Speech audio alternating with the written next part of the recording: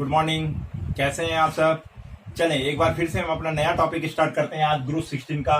और अब हमारा जो ग्रुप 16 में हमारा जो एलिमेंट नंबर 2 है सल्फर, ऑक्सीजन का क्लियर हो गया। हमने डाई ऑक्सीजन बना ली, हमने ओजोन बना ली, हमने ऑक्सो अम्ल देख लिए, हमने उनके ग्रुप 16 के पूरे हाइड्राइड्स वगैरह पढ़ लिए हैं, उनके कैरेक्टरिस्टिक पढ़ ली। अब हम ग्रुप 16 में चलते हैं सल्फर पे। देखिए बेटा, सल्फर आपको पता है कि सल्फर भी प्रकृति में मुक्त अवस्था में बहुत कम लेकिन संयुक्त अवस्था में बहुत अधिक मात्रा में पाया जाता है।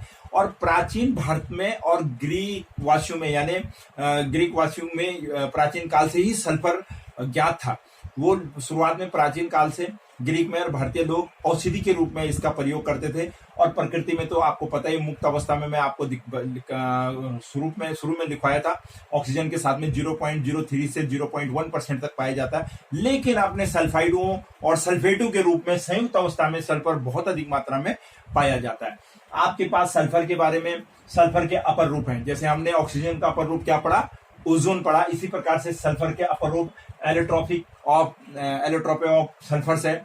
और एलोट्रोपी ऑफ सल्फर बहुत सारे हैं, लेकिन मुख्य जो एलोट्रोपी होती है सल्फर की वो ये है। देखिए बेटा, पहला है आपके पास विषम लंबाक्ष सल्फर, लंबाक्ष सल्फर।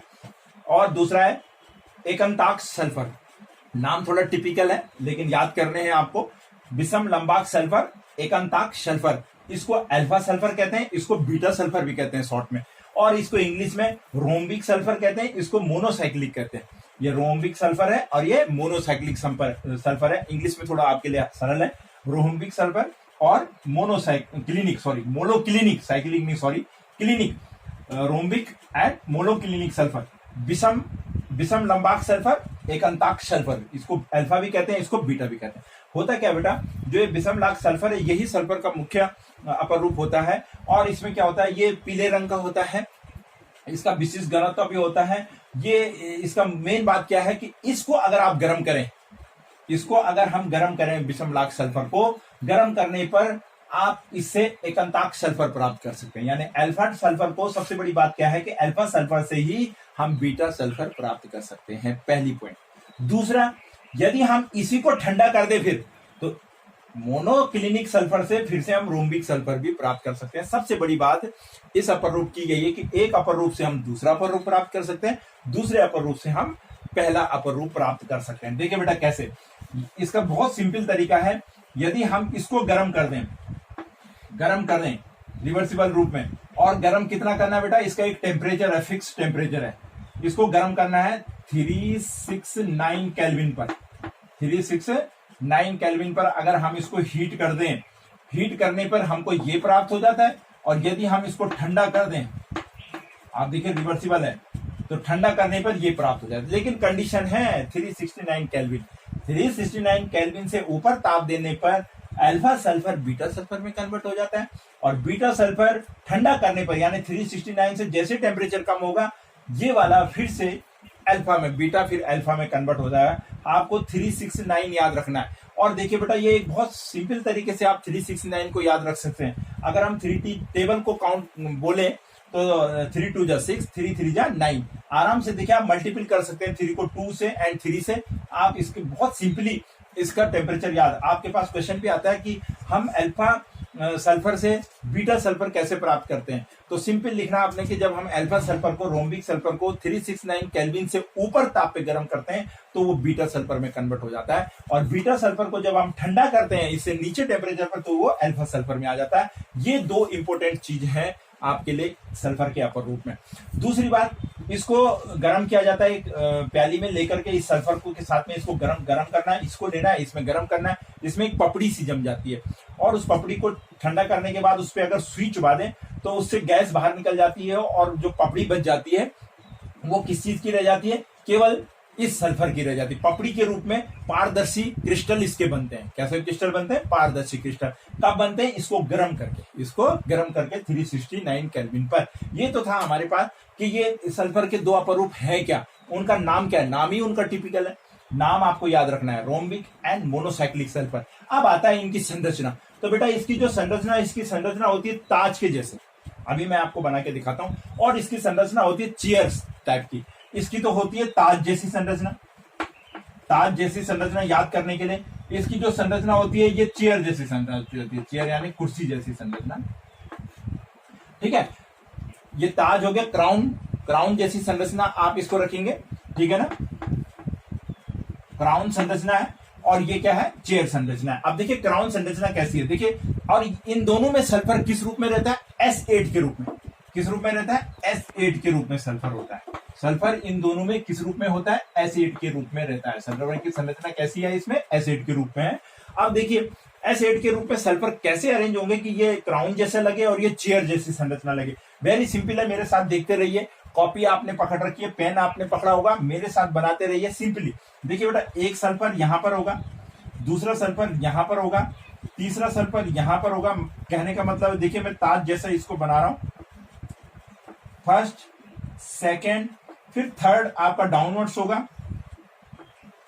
फिर देखिए फिफ्थ सल्फर आपका यहां आ गया, देखिए 1 2 3 4 5 सल्फर यहां से यूं यूं यूं करके ये गया। और देन आफ्टर देखिए एक सल्फर ठीक इस सल्फर के नीचे होगा, दूसरा सल्फर इस सल्फर के ठीक नीचे होगा, और जैसे ये बीच में ऐसे ही एक सल्फर इनके बीच में होगा। इसको जोड़ दीजिए आप आपस में, और देखिए ये इससे कनेक्ट और ये इससे कनेक्ट। वेरी सिंपल, आई बात समझ में। कितने सल्फर हुए, 1 2 3 4 5 6 7 8 सल्फर। और देखिए ये ताज, अभी अभी आपने देखा कोविड-19 के दौर से हम गुजर रहे हैं, और रामायण बड़ी फेमस हुई हमारी, हम सबने रामायण देखी है। तो आप देखिए उसमें आपने देखा राजा महाराजाओं के या रावण के ही मुकुट की बात कर लें, मुकुट रखे रहते थे, तो ये ताज टाइप के मुकुट टाइप की कंडीशन है। अगर मैं फिर से आपके लिए इसको बनाऊं यहाँ पर, तो देखिए ऐसे सटाऊं तो क्राउन कैसे बना इसका, देखिए ये क्राउन बना, ये क्राउन टाइप हो गया। देखिए आप, हुआ या नहीं हुआ, देखिए क्राउन टाइप लगेगा, बिल्कुल ऐसा लगेगा जैसे कोई मुकुट आपने पहना हुआ हो, लाइक दिस। देखिए बेटा, this is the crown shape. अब इसको देखिए किसी के भी सिर पे पहना दो, राजा महाराजाओं के टाइप के ये मुकुट होते हैं, इसीलिए इसको क्राउन टाइप की स्ट्रक्चर। जब तक हम इस क्राउन को याद रखेंगे तो हमको हमारा रोम्बिक सल्फर यानी विषम लंबाक सल्फर का स्ट्रक्चर याद रहेगा। देखिए अगर मैं यहाँ एस लगा दूं, यहाँ एस लगा दूं, यहाँ एस लगाऊं, यहाँ एस लगाऊं, यहाँ एस, यहाँ एस, यहाँ एस, यहाँ एस, काउंट करें 1 2 3 4 5 6 7 8, ये और ये सेम है। पॉइंट इसके आप ऐसे भी बना सकते हैं और आप ऐसे भी बना सकते हैं, जो आपको अच्छा लगे। तो कहने का मतलब है ये है अब क्राउन, इसलिए इसको क्राउन टैप कहते हैं। आपने नोट कर लिए होंगे दोनों, जिससे कि आपको ये सरल लगे। ठीक है बेटा, ये है सल्फर का, आपने रखना क्राउन के टाइप में, ताज के रूप में बना, ताज यानी मुकुट के रूप में। अब चेयर टाइप का देखिए, इसका मोनोसाइक्लिक का स्ट्रक्चर क्या होता है। तो चेयर कैसी होती है हमारी, लाइक दिस। आप ऐसे तो बैठते हैं चेयर में, और इस चेयर में देखिए आप, ये देखिए आराम से आप चेयर में हल्का सा स्लॉप टाइप में लेकर के, ये तो है बैठने का स्टाइल चेयर का। तो देखिए अगर मैं इसको बनाऊं, और देखिए सॉरी बेटा, इसमें 6 होते हैं, इसमें 8 नहीं होते। मोनोसाइक्लिक में 6 आएंगे हमारे। देखिए यहाँ एस, यहाँ एस, यहाँ एस, इस वाली एच को अगर मैं मिटाऊं तो यहाँ पर एस, यहाँ पर एस इस वाले एच पे, और यहाँ एस। देखिए कितने एस आ गए हमारे, 6s। कितने एस आ गए हमारे, 6s। देखिए आप साइक्लिक स्ट्रक्चर, ये मोनोक्लिनिक है। और देखिए ये चेयर स्ट्रक्चर हुआ या नहीं हुआ, देखिए कितने एस हैं, 1 2 3 4 5 6। और देखिए ये चेयर ऐसी तो होती है आपकी चेयर, लाइक दिस। आप ऐसे ही तो बैठते हैं चेयर पे, ये चेयर है, आप बैठ जाइए यहाँ पे आराम से। ये चेयर स्ट्रक्चर, इसलिए इसको क्या कहते हैं, चेयर। दिस इज 2 स्ट्रक्चर, ये है इनके बेटा दोनों के स्ट्रक्चर्स हैं।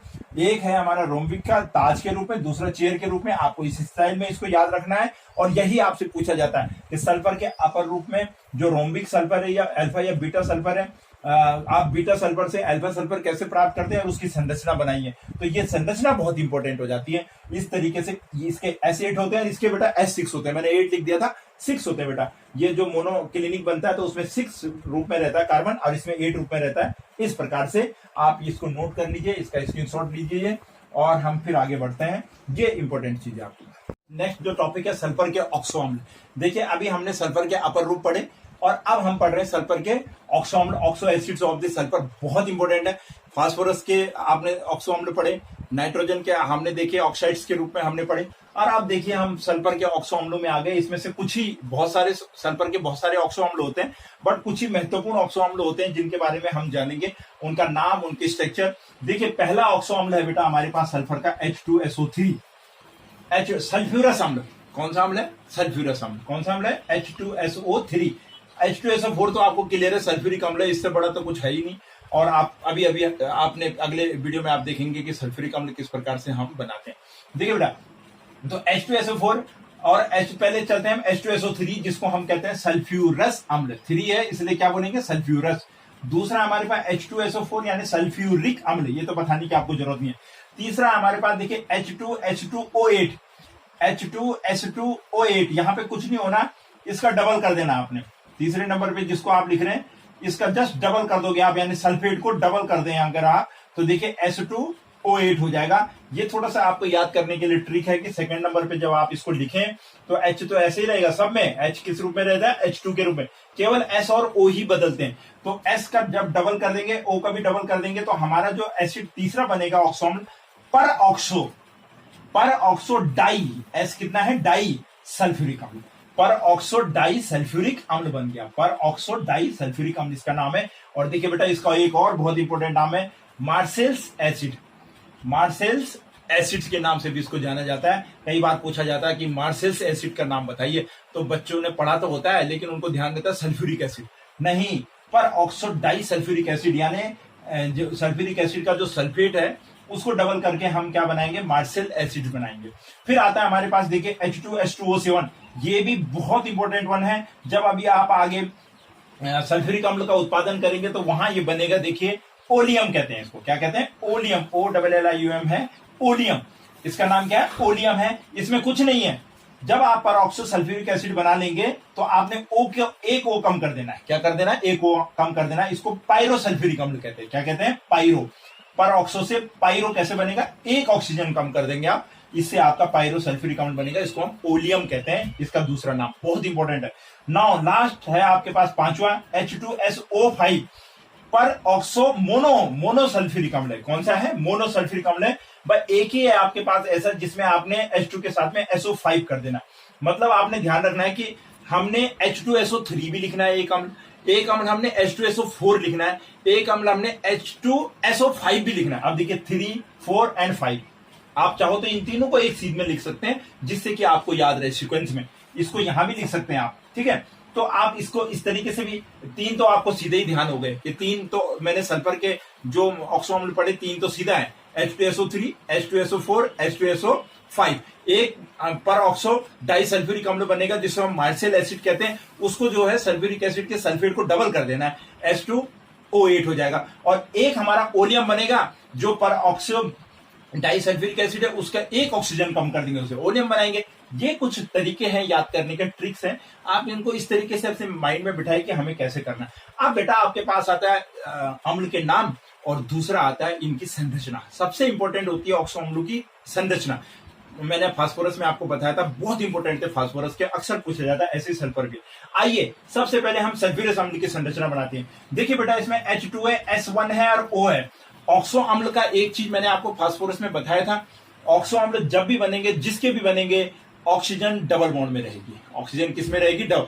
मिनिमम एक ऑक्सीजन डबल बॉन्ड में रहेगी, मैक्सिमम 2 हो सकती है, लेकिन मिनिमम एक तो आपको रखनी है। कहीं कहीं आपको 2 भी दिखेंगे। देखिए बेटा, अब सबसे पहले जब हमको पता है कि सल्फर है और सल्फर के साथ में एक ऑक्सो अम्ल हमारा डबल बॉन्ड में होगा, एक ऑक्सीजन, तो मैंने ये डबल बॉन्ड लगा दिया। अब चूंकि इसके पास H2 है, कितना है, H2 है, और ऑक्सीजन अब कितनी बची, 2 ही बची, तो इट मींस क्या है, ये 2 रूप में ऑक्सीजन और हाइड्रोजन आपस में OH के रूप में रहेंगे। किस रूप में रहेंगे, OH, लाइक दिस। ये बन गया आपका बहुत सिंपली, क्या बन गया, सल्फ्यूरस अम्ल का। और अब देखिए, क्योंकि इस पे बैलेंस करेंगे जब हम इस स्ट्रक्चर को, तो 4 और 2 6 ही हो रही है ना, तो लोन पेयर रह गया। सल्फर का जो लोन पेयर है वो इस साइड में आपका सल्फर का लोन पेयर आ जाएगा। सल्फर क्लियर बेटा, कैसे पता लग रहा है आपको कि लोन पेयर है, क्योंकि आप इनकी बॉन्ड का स्ट्रक्चर देखेंगे, यहाँ पे 4 इलेक्ट्रॉन, 2 देखिए आप 2, तो ये सल्फर के 2 और 2 4 और 2 6, इस तरीके से ये एक लोन पेयर के रूप में यहाँ पे सल्फर आ जाता है। इसके साथ में सल्फर के ऊपर क्या बचता है, एक लोन पेयर बचता है। क्लियर, 2 OH और एक ऑक्सीजन इसके साथ ऑक्सो अम्ल में क्या होती है, डबल बॉन्ड में होती है। अब आते हैं H2SO4 के स्ट्रक्चर में। ये तो मैंने आपके पास नंबर 1 पे किस का लिख दिया, सल्फर का लिख दिया। अब नंबर 2 लिखते हैं। नंबर 2 पे यहां पर आपके पास क्या आती है, H2SO4। तो मैं यहाँ पे 2 का स्ट्रक्चर यहाँ पे बना देता हूं, नंबर 2 लिख करके। H2SO4 में देखिए S ऑक्सीजन कितने हैं? 4। तो सबसे पहले एक ऑक्सीजन तो आप डबल बॉन्ड में लगा दो, हाइड्रोजन 2 है और ऑक्सीजन 4 है, तो जाहिर सी बात है एक और ऑक्सीजन क्या हो जाएगी इसमें? डबल बॉन्ड में हो जाएगी। अब कितनी बची आपको? 2 ऑक्सीजन और 2 हाइड्रोजन, तो आप लगा दीजिए OH और OH। देखिए बेटा ये बन गया आपका सल्फ्यूरिक एसिड का सिंपल, आपका सल्फ्यूरिक एसिड का स्ट्रक्चर ये है सल्फ्यूरिक अम्ल का H2SO4। देखिए H2SO4 डबल बॉन्ड में आ गया आपके, यहां पे देख लीजिए आप, ये बैलेंस है बिल्कुल, और इस प्रकार से आपका ये सल्फ्यूरिक एसिड बन गया। ठीक है, तो क्लियर, यहां पे क्लियर हो गया। नाउ अब है आपके पास H2H2OH पर ऑक्सो डाइसल्फ्यूरिक। अब पर ऑक्सो मतलब ऑक्साइड, पर मतलब परऑक्साइड, और आप जानते हैं परऑक्साइड का मतलब होता है जहां पे 2 ऑक्सीजन आपस में जुड़ी हो, जहां पे 2 ऑक्सीजन आपस। तो सबसे पहले आप परऑक्सो में नंबर 3 डाल रहा हूं मैं यहां पे, परऑक्सो में एक ऑक्सीजन एंड दूसरी ऑक्सीजन को आपस में जोड़ दो, क्योंकि आपको पता चला परऑक्सो यानी परऑक्साइड है। अब इस पे देखिए सल्फर 2 है, तो आप देखिए यहां सल्फर और यहां एक सल्फर लगा दो, 2 सल्फर। अब आपको पता है कि सल्फर में ऑक्सो अम्ल बनने हैं, तो दोनों सल्फरों के ऑक्सीजन लगा दो, एक ऑक्सीजन इधर और एक ऑक्सीजन इधर। ये तीसरे का बेटा, ये दूसरे का क्लियर है, यहाँ पे ये दूसरे का सल्फ्यूरिक एसिड का है, मैंने ये नंबर 2 लिखा है, ये नंबर 1 है आपका इसका सल्फ्यूरस अम्ल का। और ये देखिए बेटा आप ऑक्सो में, पर ऑक्सो में ऑक्साइड मैंने 2 ऑक्सीजन ले ली और 2-2 सल्फर के साथ में चली गई, ऑक्सो अम्ल बनना है दोनों सल्फरों पे। अब कितनी रह गई? 1 2 3 4 ऑक्सीजन चली गई। हाइड्रोजन कितने अभी आपके पास? 2 हैं, तो इसका मतलब अभी भी सल्फर के पास में क्या है? 2 ऑक्सीजन, एक और ऑक्सीजन सल्फर के साथ में किस रूप में रहेगी? डबल बॉन्ड में, यानी जैसे H2SO4 में, और एक OH के रूप में। यहां पर सल्फर पे एक और ऑक्सीजन क्या है? डबल बॉन्ड में, और एक किस में आ जाएगी? OH में। देखिए बेटा इस प्रकार से आप काउंट करिए आप 1 2 3 4 5 6 7 1 2 3 4 5 6 7 8 ऑक्सीजन। हाइड्रोजन कितनी हुई? 2 हाइड्रोजन। सल्फर कितने हैं? 2 सल्फर है। ये बन गया आपका पर ऑक्सो क्या आपका H2SO4 समझ लीजिए, आपको इसको इसका ठीक आधा होता है। ठीक है, इसमें मैंने कहा था ना इसके जस्ट डबल कर देने, तो जस्ट डबल हो गया हमारे अणु, तो ये बन गया आपका मेथाइल एसिड पर ऑक्सो सल्फ्यूरिक अम्ल। क्या किया मैंने? पर ऑक्सो को समझना है, पर ऑक्सो मतलब ऑक्साइड, पर ऑक्साइड में 2 ऑक्सीजन आपस में होंगी और उनके साथ में सल्फर, और सल्फर का ये बॉन्ड आप ले लीजिए, ये आ गए सल्फर के 2 डबल बॉन्ड के रूप में। जैसे यहाँ सल्फ्यूरिक अम्ल में है, ये हिस्सा देख लीजिए आप, ये हिस्सा आ जाएगा, यानी ये पूरा एक हिस्सा है, इसका हाफ समझ लीजिए ये है, इसका हाफ देख रहे हैं आप, इसका हाफ 1 2 3, इसका हाफ देखिए ये है, या इसको पूरा ऐसे ले लें और एक बार इसको ऐसे ले लें, तो ये आपका क्या बन गया? परऑक्सो बन गया। अब आता है ओलियम। ओलियम यानी एक पायरोसल्फ्यूरिक अम्ल, जिसको हम ओलियम कहते हैं, बहुत इंपॉर्टेंट है। देखिए बेटा इसमें और इसमें क्या अंतर है? केवल एक ऑक्सीजन का अंतर है। पायरो मैंने आपको फास्फोरस में बताया था, पायरो में हमने क्या कहा था फास्फोरस में, यानी 2 फास्फोरस यूं करके ऑक्सीजन से जब जुड़ जाती हैं तो ये स्ट्रक्चर क्या था? पायरो का होता है। तो ठीक यहाँ पे भी हम पायरो बनाएंगे तो क्या करेंगे हम? यहाँ पे भी सल्फर O एंड सल्फर कर देंगे। ठीक है ना बेटा? अब देखिए double bond sulphur, double bond sulphur, अब कितनी ऑक्सीजन आ गई? 3 ऑक्सीजन हो गई। अब 7 में से 3 गई, कितनी बची? 4, तो 4 बच गई, तो यानी और 2 हाइड्रोजन है, तो 2 तो ऑक्सीजन के साथ चली जाएंगी, 2 किसके साथ चली जाएंगी? ऑक्सीजन। तो बचा क्या? डबल, ये OH, इसका OH, 2 ये चलेगी सल्फर के साथ, और ये 2 हाइड्रोजन के साथ चलेगी OH। अब देखिए 1 2 3 4 5 6 7, ये बन गया आपका ओलियम। पायरो मैंने कहा था कि एक ऑक्सीजन जब 2 आपस में जुड़ेंगे इस रूप में, पायरो का स्ट्रक्चर फास्फोरस का याद करिए। और देखिए फिर बची हम पे 2 हाइड्रोजन, तो प्रत्येक हाइड्रोजन के साथ एक ऑक्सीजन, जो बाकी बची वो सल्फर के साथ में डबल बॉन्ड में आ जाएंगी। ये बन गया आपका स्ट्रक्चर नंबर 4 ओलियम का। क्लियर हो गया बेटा? इस प्रकार से आप देखिए स्ट्रक्चर नंबर 1, स्ट्रक्चर नंबर 2 आपका सल्फ्यूरिक एसिड, ये सल्फ्यूरस एसिड, ये आपका पर ऑक्सो मतलब दोनों हाइड्रोजन ऑक्सीजन मैंने आपस में जोड़े, और देन आपको बताया अगर आप इसका एक हिस्से पे हाथ रख दें तो आपको लगेगा कि ये तो ये इसका ही स्ट्रक्चर है ये। ठीक है ना? तो इस प्रकार से इसका ही स्ट्रक्चर है ये पायरो का, क्योंकि इसमें इसका ही जस्ट डबल होता है। ओलियम में एक ऑक्सीजन कम हो गई, ये ऑक्सीजन कम हो गई, देख रहे आप, एक हटा दी, ये इसके साथ यही तो जुड़ गया, बाकी तो ये वाला हिस्सा ये है, और ये एक ऑक्सीजन मिटा देंगे तो यही है, कुछ नहीं करना आपने, क्योंकि साथ दिखानी है, तो एक को हटा दीजिए, 2 S एक ही ऑक्सीजन से जुड़ जाएंगे। ये हो गई 4, इनको अच्छे से नोट कर लिए। 5वें के लिए मेरे को एक को इरेज करना पड़ेगा, फिर मैं आपके लिए उसके लिए स्ट्रक्चर बनाता हूं। अच्छे से पहले इसका स्क्रीनशॉट ले लो।